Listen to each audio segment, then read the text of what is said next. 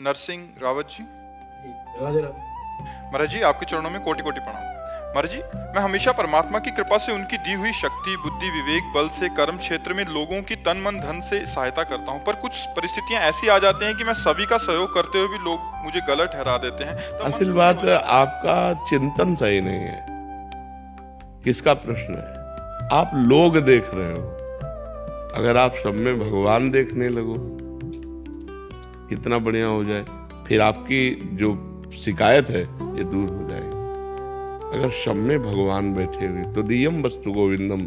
बहुत बढ़िया तुमने लिखा कि भगवान के द्वारा दी हुई विवेक, बुद्धि, बल से तो भगवान की तो सेवा कर रहे हो।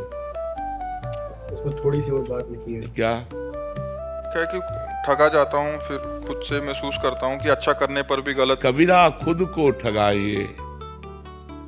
तुम्हारा पूर्व का यदि कर्म है और आप इस समय नवीन कर्म कर रहे हैं, इनका हित करना, और ये बदले में आपको ठग रहे, तो आपको प्रसन्न होना चाहिए कि मेरा तो पुण्य बन गया और इसका हिसाब था मेरा, वो चुकता हो गया तो बढ़िया हो गया। परेशानी क्या हुई?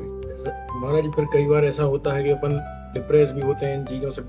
क्यों डिप्रेस होता है? इसीलिए कह रहा हूं, तुम लोगों को देख रहे हो इसलिए डिप्रेस हो गए। संसार देखने वाला ही डिप्रेस होता है, भगवान को देखने वाला डिप्रेस नहीं होता। अगर सब में भगवत भावना करो, और भगवान है सब में, सिय राम में सब जग जानी, करो प्रणाम जोरी झुक पानी। सब में भगवान है, पास धन है, हम इनको दे दिया।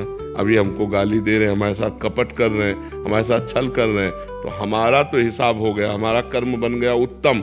अब ये जो हमें गाली दे रहे हैं, ये हमारे पूर्व जन्म का कोई हिसाब है, तो वो भी चुकता हो रहा है। हमको ये विचार करके प्रसन्न होना चाहिए। हमको ये विचार करके निगेटिव नहीं जाना चाहिए, मैंने इसका हित किया। ये बात गलत सोच है। ये परमार्थ के, अध्यात्म के हिसाब से गलत है, इसीलिए हम डिप्रेस हो जाते हैं। महाराज, जैसे अपन किसी की मदद करें या कुछ भी करें तो उसके कहते हैं कि अपन किसी उसके कर्म वो भुगत रहा था और अपन ने उसके जाके उसकी मदद कर दी, तो क्या उसके कर्म अपने? तो आपका कर्म उसके कर्म से जुड़ा हुआ था, इसीलिए आपको वहां सम्मिलित किया गया, इसीलिए आपको वहां भेजा गया कि अब उसके दुखमय कर्मों में आप अपना हिस्सा दीजिए और उसके दुख को निवारण कीजिए, तो आपको मिलेगा पुण्य और उसका कट गया पाप। बिना संयोग भगवान के कराए थोड़ी तुम पहुंच गए। मान लो कोई तड़प रहा है और आप पहुंच जाते हैं और आप उसकी तड़पन को मिटा देते हैं, अस्पताल ले जा करके उसके दुख को मिटा देते हैं, तो आपका भगवान के द्वारा भेजा हुआ कार्य है। आप भगवान के तरफ से प्रेरित होके गए, तो आपका तो बना पुण्य और उसका कट गया पाप, दुख निवृत्ति हो गई। तो ये संयोग होता है। आपको ही क्यों भेजा? आप ही क्यों आ गए? किसी और को भेज देते। तो ये भगवान का विधान है, इस बात को समझना चाहिए। आप स्वयं से नहीं गए, आपको ले जाया गया है। ताहि न आवे ताहि पर, ताहि तहां ले जाए।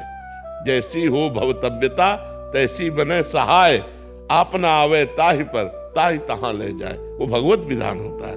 तो भगवान की जय जयकार करनी चाहिए कि मालिक मुझे ऐसा किसी दुखिया के दुख निवारण का मुझे सौभाग्य दिया। तो ये थोड़ी है कि उसके प्रारब्ध कर्म को मिटाओगे तो आपको पाप लगेगा, आपको पुण्य होगा, क्योंकि उसके असत कर्मों के परिणाम स्वरूप उसे दुख मिला और उसकी दुख निवृत्ति में आप सहयोग किए तो उसके पाप कट गए, आपका पुण्य बन गया। समझ गए? जी। महाराज, जैसे ये कर्म कहाँ से शुरू होते? जैसे एक कसाई जो रोज मुर्गे काट रहा है, वो तो रोज हजारों मुर्गे। अरे तो इनकी फिर दुर्दशा जानते हो कैसे होती है? नरकों में इनको लाखों करोड़ों वर्ष सड़ाए जाते हैं, वो तो तुम्हें नहीं दिखाई देगा। अब जैसे यहाँ चोरी की और पुलिस पकड़ के ले गई, अब वहाँ जो हिसाब करती है, अंदर 4 पुलिस वाले मार डंडे, जब उनकी खाल उधेड़ते हैं, इसके बाद 20 साल की सजा, आजीवन कारावास, एक गलती की। तो यहाँ जो कर रहे हैं ना, इनकी दुर्दशा जो नरकों में होती है वो तुम्हें तो पता नहीं। कर्मों का फल तो भोगना ही पड़ता है ना। देखो ना जीव की कैसी दुर्दशा होती है, फट गए पूरे शरीर, तो अब इन सब भोगना पड़ता है, यहाँ भी और नरक भी। ऐसा नहीं है कि ये जो कर्म कर रहे हैं इनको भोगने में अवश्य में भोगना पड़ता है, एक कर्म को भोगना पड़ता है। महाराज, अपन से कोई चीज हुई हो जैसी जो कभी गड़बड़ हुई हो, तो उसको ठीक करने के लिए भगवान की शरण में होकर, भगवान कहते हैं कि सर्वधर्मान परित्यज्य मामेकम शरणम ब्रज, तो अहम त्वाम सर्व पापेभ्यो मोक्षयिष्यामि मा शुचा। अब लो नसानी अब ना नसइयों, आज तक किया अब कोई पाप नहीं करूँगा। और भगवान की शरण में और नाम जप करो, भगवान के नाम जप से सब पाप नष्ट हो जाएंगे।